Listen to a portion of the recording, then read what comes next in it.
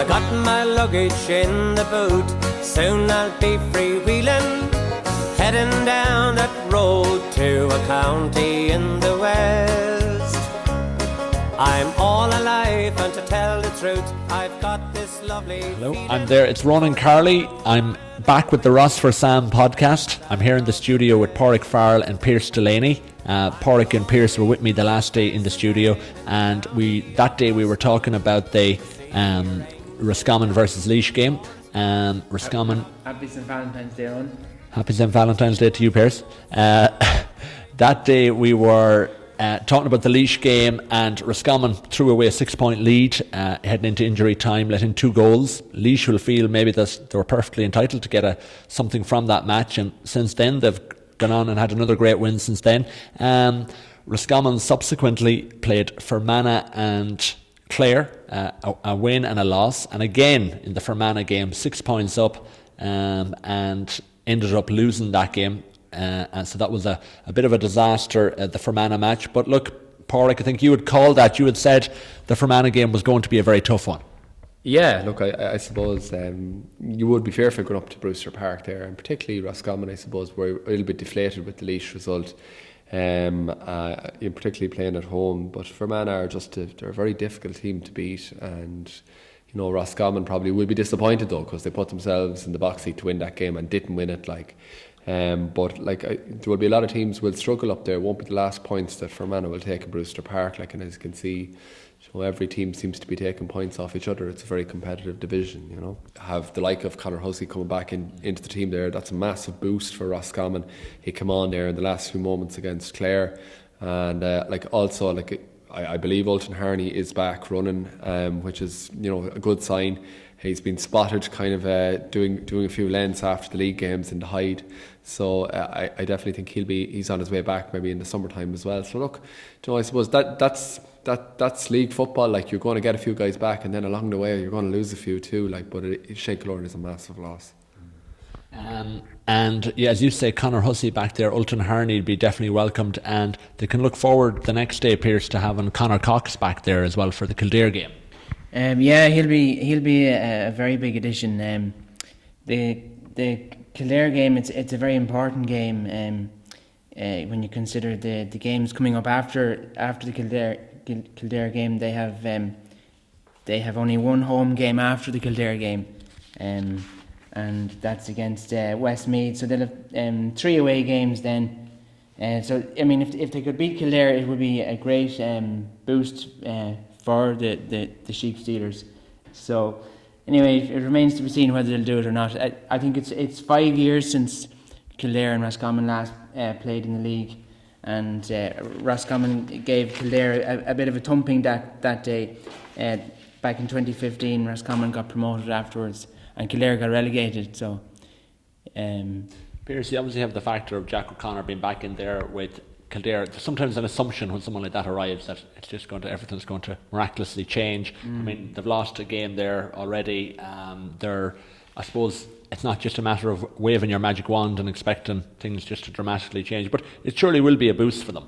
They lost to Clare, and they lost to Armagh the last day in very bad weather. So they really need a win, because there's very little between any of the teams in this division, and if whoever loses this game, there's a possibility that you could be looking at relegation either, and then you'd be looking at dropping down into the division, into the Tier 2 Championship. So Jack O'Connor, he was a great manager with Kerry, of course.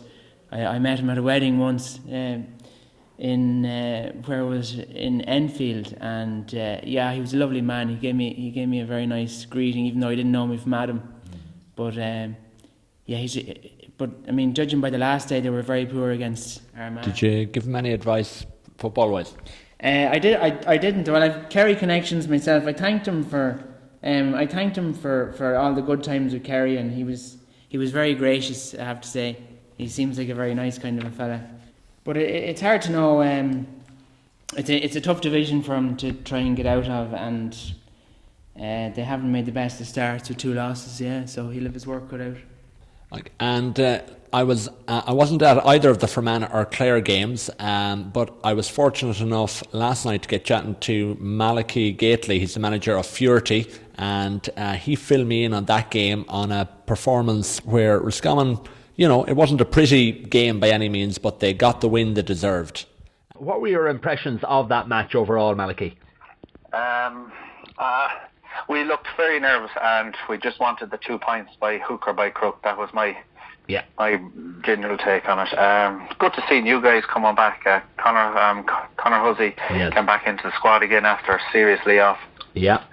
He came in for a while, and young Stack was very good, and Inda Smith had a good game at midfield. So, yeah, they looked very, very nervous, both players and management, and they just wanted the 2 points, I'd say, by hook or by crook, whether it be 1 point or 7. I actually said to the guy sitting beside me, Roscommon could win this by 68, because I watched Clare in the warm-up, and seemed to have a couple of guys that weren't top of the range footballers that looked average enough, just even in the warm-up. So, Isn't it funny sometimes, Malachy, in a warm-up, you nearly get a vibe off a team, don't you, before they ever kick a ball? Yeah, you would. It's funny. Yeah, I do that now an awful lot when I be watching the teams. I be watching other teams warm up, their attitude, their preparation, their warm ups, and you can tell an awful lot. You can identify maybe 1 or 2 guys in it that just don't seem to have their head in the zone, and maybe target them when the game starts. But you can tell an awful lot by guys getting out of the car, going to a dressing room, frame of mind they're in, and the mind housing the pitch. Yeah, I know what you mean. Yeah. And so we were talking there. You're talking there about some of the kind of maybe the leaders on the team, Inda Smith and so on. Cathal Craig, I see there, he got 2 points as well. He obviously did well. Cathal Craig kicked a fantastic point in the first half. I think he kicked the first score, and then in the second half, whether it was by accident or whatever, or just pre-planned, he dropped back an awful lot, and he seemed to give 10 or 15 minutes there in the second half before he was taken off, and he picked up a lot of ball, and he carried it into the Clare defence, and he won 2 or 3 frees, of pressure off it. So he's very good when he carries the ball forward, but it's like as if the engine then had just, the red light was on, I think him off at that stage. I think there seems to be an understanding with him, like from what I see, that he'll give you kind of 45 minutes. I think the understanding is that he'll go full throttle for that 45 rather than maybe. I think he knows himself that he'll be probably taken off at that stage, but I don't. He generally has done a fair old shift to that stage. Yeah, but I'm beginning to wonder now, like, they had the game in the bag, the leash thing wasn't going to happen again. They had the game in the bag 15, 20 minutes out, and they took him off. But like, the role he was playing personally for me, they probably could have left him there a bit longer, because he was dropping deep. So I'd say now if the game was tight or anything like that, they'd be holding on to Cathal a lot longer on the field, especially if he was doing that role, picking up ball in the half-back line and going forward. I'd say they're trying to save as much energy in that man's body, but if he's needed longer, I'd say he will stay on longer, because he is our best man to carry a ball himself, and young Stack are very good at bringing the ball out of defence. Malachy, your own club man there, Niall Kilroy, he's a man that covers a serious amount of ground, and he's kind of a player. I remember when he came into the Roscommon setup first, I actually would hear people going, jeepers, what's he doing in the team? But he nearly seems to be the fella now that, you couldn't nearly conceive of him not being there. Well, I'd say I was talking to Anthony Cunningham once about him, and he seems to be the first or second name onto a team sheet. Those people, actually, you'd have them everywhere. What's he doing and this, that, and the other. Yeah. But I know it firsthand what that guy has done, not only off the field but on the field as well, to get himself the way he is. And like, he's one of the super educated young men as well. Like, he's doing a very hard profession as well. So, but if you take a look at his body shape 5 years ago and look at it now, like, Niall Kilroy has built himself into a tanko man. He's very hard dispossessed, and he's one of the leaders. He's one of the go-to men, and he mightn't be scoring an awful lot, but I'd say if you trace it back like the Premiership, every score we get is nearly a Niall Kilroy assist. So he's one of the more experienced players now on the team, isn't he? So look, I'm just going to call out the team there just for listeners, because someone said to me from the first podcast, I didn't actually call out the team. So the starting team was Colm Lavin, David Murray, Brian Stack, Mark Richardson, Niall Daly, Conor Daly, Richard Hughes. On the half-back line, midfield, Tiger Rourke into Smith. Half-forward line, Niall Kilroy, Cian McKeown, Hubert Darcy. Full-forward line, Donny Smith, Kieran Lennon, Cathal Craig at 15. We've a few new faces there this year. Mark Richardson, Richard Hughes, Cian McKeown, Hubert Darcy maybe was in there last year, maybe was he in the panel, but some of them maybe were. What are your impressions on some of the new guys coming through? It's a tough ask just to come straight into a it is, but I think they're getting a great opportunity. Imagine if we have the Super 7 or Super 8 that's missing at the moment, guys that are for one reason or another out there. Well, we wouldn't get to see these guys. We probably wouldn't get to see them, and then we could come the day that we need them, and they wouldn't be tested. Like, these are getting good opportunities, they're getting good tests. You have to remember as well that, Clare wasn't bad. Clare had a couple of good footballers, and Clare beat Kildare, so they're being tested. They're getting good opportunities. Young Hughes is after getting 2 games there. Richardson is a good footballer because I know him from club football. He's a very good footballer. I'll tell you who I was very impressed with now, and I'm sure he was under a lot of pressure as well. It's Conor Lavin. His kick-outs were brilliant. Okay. People seem to forget, like, it was 6-0, and Clare put a great move together, and all of a sudden they had 3 players in on the keeper. There was none of our lads back, and one of the Clare corner forwards went to pass the ball across the square, and Conor Lavin intercepted it, read it, and got a hand to it. Like, we could have gone in 6 points to a goal up, and that would have been a different game. His kick-outs were very good. Now, the movement for the kick-outs were good as well. Okay. Clare didn't track them, but his long kick-outs against the wind were exceptional. And Malachy, is that like, it has been something? I think it's Colin Lavin. There has been criticism of him in that department previously. Was that? Am I right in saying that? Well, you would be, yeah. When teams push up on him, particularly Mayo in Croke Park, when they pushed up on his kick-outs, they really hurt him. But, like, you can only do so much as well. If the movement isn't there, what you're meant to do, So like, Mayo actually closed us down, and he went long then, and they bunched it, and they picked up the breaks. Like, if there was nothing wrong with his kick-outs, it's just I don't think we were giving them the movement, and certainly we weren't physically strong enough against Mayo that day in Croke Park to win the breaks. Yeah, and just speaking about midfield there, I mean, we have Tiger Rourke and we have Shane Killorn. Unfortunately now, we're looking at a situation where Shane Killorn is going to be looking like he could be gone for a few months. It's a big in a panel that already was depleted. It wasn't exactly what you'd be needing, No, and wasn't he slowly and steadily becoming a midfielder, Shane Killorn? Yes. First impressions for me, he was a 10 or 12, but needs most, and he went into midfield and he was getting very strong. Again, I've seen him, Fuerty played Elfin last year in the championship. When you get a close-up look at guys, you realise the amount of ground he covers, and he is a serious man to spring off the ground. But I'd say, he's a savage loss. He's a massive loss. Like, we can't afford to be losing any players, never mind all we've lost. But I believe that one of the Comptons is on the way back now, so he should be hopefully stepping into midfield, or he's good enough to play in there as well. Okay, and see, that is, I suppose it has been the pity with Roscommon there. I mean, you're looking at it there, and if you literally have your first choice 15, it's a seriously strong 15. As you said, look, I suppose with fellas out injured and for whatever other reasons they're not there, it is giving other lads a chance anyway.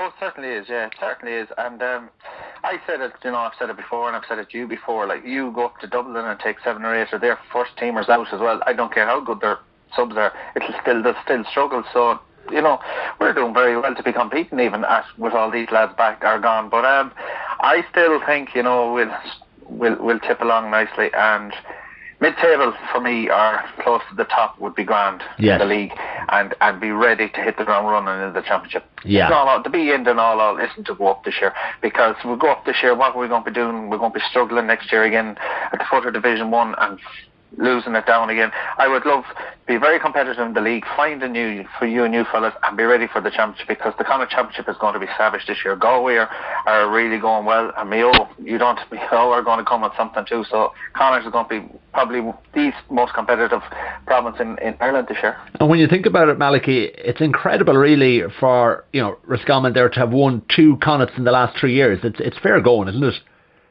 It's unreal. Yeah. It's unreal. Are we overachieving?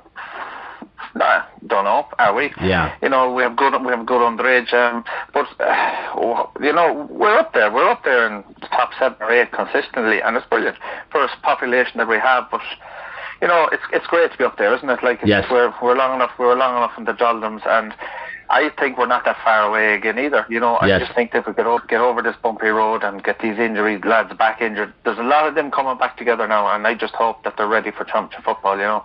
Are you ever concerned, Malachy, that, I mean, there for maybe 7 or 8 years in a row, we were winning a Connacht under-21, we were winning a minor, we were winning something every year at minor. That seems to have dried up maybe a little bit there 2 years ago, or 2 years ago I think we won the under-17 in Connacht, but we that kind of conveyor belt almost of players coming through, has it dried up a little bit in your opinion there? It has certainly slackened off, but like when you think about it, we had a serious generation of players there, you know, at the first two, the Murtaghs era and all these guys that came along there together, and the Conor Devaney's and again Niall Kilroy and all them. This under-17 team now that we're in All Ireland, like they're going as under-20s this year. Like they'll have serious notions of going to another level. I'm actually involved with the under-15 coaching in Roscommon myself, so I see what's coming through there. Okay. We still have some great footballers coming through. It's serious. And I was involved with our Dominic's under-14s last year. We got to a county final, so I've seen it. We have serious talent there all the time. Brilliant. Maybe we mightn't have as many standout players as we had in that era, maybe 8 or 10 years ago, but there's still some great footballers coming through.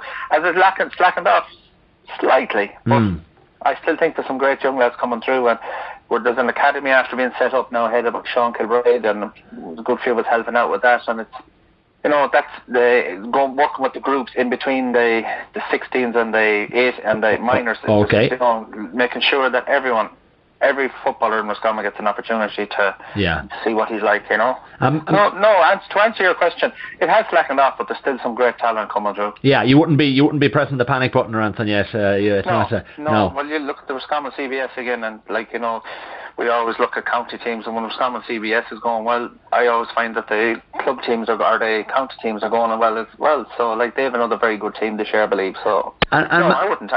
I suppose the reality is any year you come out of Connacht as underage or likewise. I mean, if you've come out of Connacht, you've beaten Galway or Mayo, you know you're not too far off the top sides. Like, that's the reality. No, you're exactly. You're possibly in the top 3 or 4 at that stage, then, without just stating the obvious, you know. But you would be, yeah. Once you come out of Connacht, you're up there at the top of them. And like, we have been coming out of Connacht consistently for the last 10, 15 years. Yeah. So, possibly, we're not that far away again. Like, you have these elite, the Kerrys and the Dublins and Tyrones and the Donegals, but we're certainly in that next tier. Will we break through? I don't see why not. I think counties are going to start pushing a little bit harder, and that gap is going to start closing. It'll have to.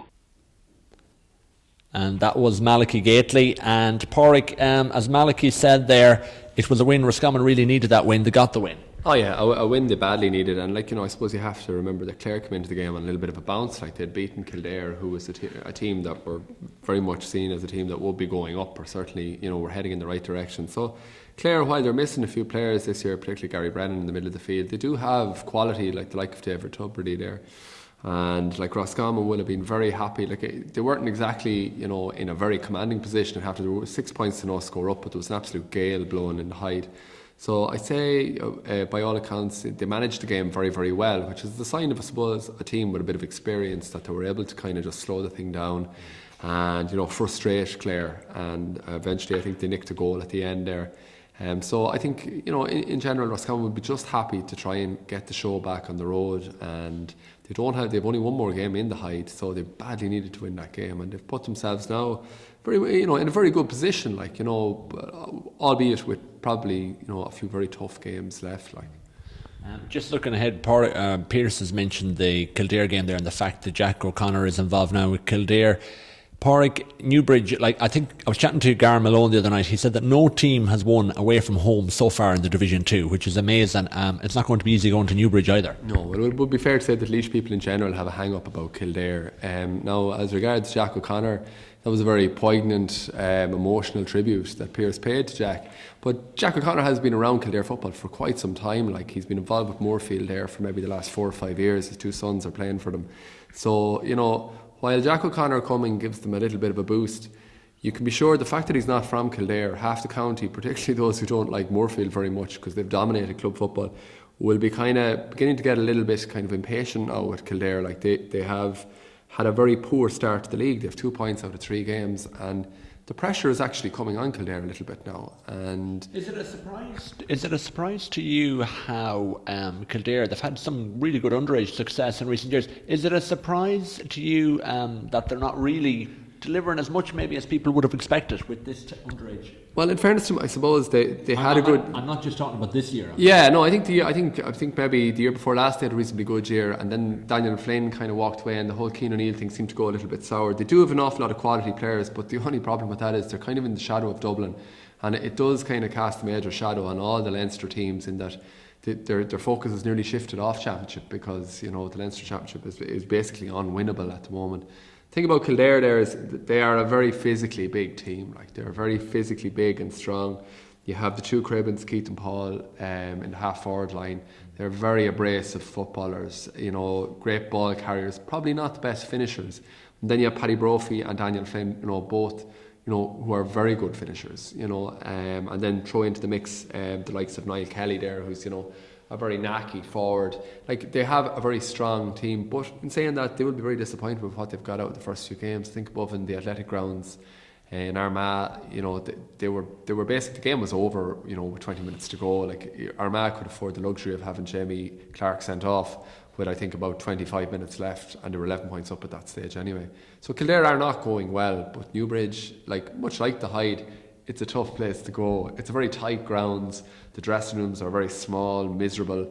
Like, if you're not used to playing there, it's not a very glamorous spot to go on a wet Sunday, So I think the Rossies will have to really be on a war footing going up there. But definitely a game they could win. Definitely a game. Piers, someone is saying that 8 points could actually get you promoted here in Division 2, and that's well within Roscommon's grasp, but I mean, it's not going to be easy either. We're on 3 points as it is. Where can you see Roscommon getting wins here in these 4 games? So we've Kildare away, we've Westmeath at home, Armagh away and Cavan away. Well, what do you see happening there? They have 3 points at the moment. They really need to beat Kildare, because after that they have 2 away games and 1 home game. I suppose if you look at when you think of Division 1, you see Meath struggling with the forwards there. So I mean, if you look at the forward lines of all the teams in Division 2, I suppose Roscommon and Armagh are the strongest. So I suppose Roscommon need to be really beating teams like Kildare and Westmeath and Laois. They didn't beat Laois in the first game, so they really need to beat Kildare. Then they have a home game against Westmeath, and the game against Armagh will be very important. And the final game then against Cavan will be a tough one, because Cavan are propping up the table, and they could well be trying to stay out of the Tier 2 Championship. So every game in Division 2 seems to have taken on almost double importance. It's actually a great. There's a great interest in the Division 2 this year in particular, because it's very, very tight, And Padraig there, looking at Roscommon, as you said there, you've Conor Hussey coming back, you've Conor Cox coming back, you have hopefully a few more familiar faces coming back. It's important that to get those players back now in the weeks ahead. Oh, it is, yeah. It's really important. I think a real positive, probably a positive for Roscommon the last day, was that Enda Smith seemed to find his form a little bit in the middle of the field, and they pretty much dominated in the middle of the field, and that was good for Roscommon. They needed that. Like Brian Stack, while he took a little bit of criticism from us maybe after the first game, but he, by all accounts, a very good game at full back. And but again, you look at Brian Stack there. He chipped in with a point there at the last. So you do feel for Roscommon's sake. I'm sure they'd love to play him just a little bit further up, like maybe in the half back line, where he could do a little bit more damage. But they're probably just a bit light on players. But you really feel that going into the Kildare game, this is a game, if they want to be promoted, they have to win. Because they have Armagh away, they have Cavan away, which is by no means an easy game. You feel if they don't win the game against Kildare, I can't see them picking up the points to get promoted. And obviously then, if they lose against Kildare, they're suddenly looking at a different battle, which I think, I don't think relegation is going to be a problem for them. But when you're down there then and you're not getting the wins, the Kildare game, it'll be a brilliant matchup with Enda Smith and Kevin Feely in the middle of the field. You have probably two of the best midfielders around, going head to head in Newbridge. It'd be well worth seeing. They're both excellent footballers. Is Kevin Feely, is he in a similar template to Inda Smith? Similar, like kind of a ball player. Like he would have come back from soccer there. You know, I think he played a bit of championship football there, but maybe 2 or 3 years ago. And like he has been Kildare's top performer nearly the last 2 or 3 years. So it'll be really good. I think whoever comes out on top of that battle, I think you could be looking at the winners. Like it's like, as Pierre said, it's actually a great division. Like and last year it was a very tight division as well. Like, you know, looking at Meath last year, they couldn't literally afford to lose a game to be promoted. It's a different type of division this year in that you don't have 2 teams running away with it at the top. Like definitely Laois are a bit of a surprise packet there, in that, you know, they put it up to Roscommon and they beat Armagh, like, which was a big surprise. But I think they'll have all their work done beating Cavan this weekend. I think that will be a tough game for them. Cavan are, you know, have a bit of a pep in their step after their victory, like, you know. So I think it's very, very tight, very hard to call. It's a bit of a poison chalice, whoever does go up, because unless you've it's the Division 1, even Division 1 is very, very tough. I'm from Meath, and Meath are struggling very badly at the moment. Meath won 6 games in Division 2 last year, and sure they're heading back there at the moment. So, yeah. But I think Roscommon and Armagh would be the favourites to come out of Division 2. All going well. Yeah, and looking ahead there to the summer, boys. Galway Padraig, just looking at them there, they're looking, I know it's early days, but they are looking like they're really on a mission this year with Joycer. Yeah, definitely early days with them, but that's a fantastic result above in Letterkenny, like, you know, when I saw the score coming in, it was a bit like Roscommon 2016 up there, I think. A bit like Roscommon. I don't know, that one, like, it was a very tough game there for Galway to win. They seem to have playing with a bit of band, and in fairness, Shane Walsh in particular, like, you know, has really seems to be clicking. But it's very early in the year, and, you know, I know everybody is writing off Mayo and saying Mayo are finished. Like, I would not be one bit surprised if, you know, Mayo end up being the team that Roscommon really have to worry about in Connacht. Like, Galway are looking fantastically good, and they're talking up their own chances a little bit, but it's a long way to the summer. They're a long way from July yet, you know. Brilliant, lads. Pierce, anything to add there? You happy enough? No, just looking forward to the next round of games now. The league is great. The games come thick and fast, and the teams are all very even. So in a way, it's better than the championship, you know. So Pierce, what are you making of Meath's prospects? You're in a bit of bother. Yeah, they're in a bit of bother. The forwards aren't firing, and they're really struggling. So they have 4 games left. They've Dublin and Kerry coming up, and they have Monaghan and who's the last game?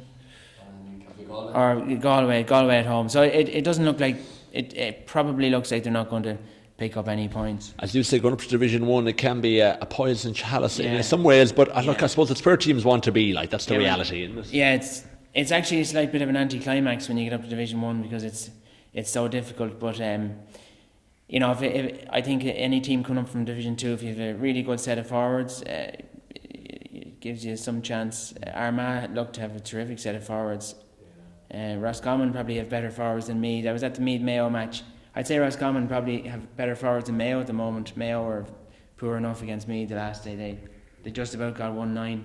And Padraig, your own County Longford are going well. Yeah, going well. I think, to be honest, you know, it's probably a little bit deceptive in that they probably had the 3 kind of arguably easier games at the start. But I'm sure the other teams that were playing Longford said the same. You know, but they have 5 points out of 6. They're left with, I think they have Tipperary, Cork, Derry and Down in their last 4 games, which are tough games. But I still fancy them to pick up maybe 2 or 3 points there. Can't see them being promoted, but they're safe for another year. Even Division 3 though, it's like they sound like good games, because whoever gets in the top 2 will be in the Sam Maguire Cup. So, you know, it's probably something the GA should look at, is linking up the league more with championship, because it really does add a bit of extra spice to it. Yeah. Lads, thanks very much. Enjoyed that. Good to have the old chat, and we look forward to the next episode. I suppose every round is adding to the interest. There's more, I suppose, to reflect on, more to talk about, and no doubt we'll, after the Kildare game, it'll be interesting just to see where the Rossies are at. Thanks a million, lads. Thanks, Ronan. Over and out. Ros4Sam. I'm at home among the Rossies. They're the heart and soul of me. I'm back home among the Rossies. They're the heart and soul of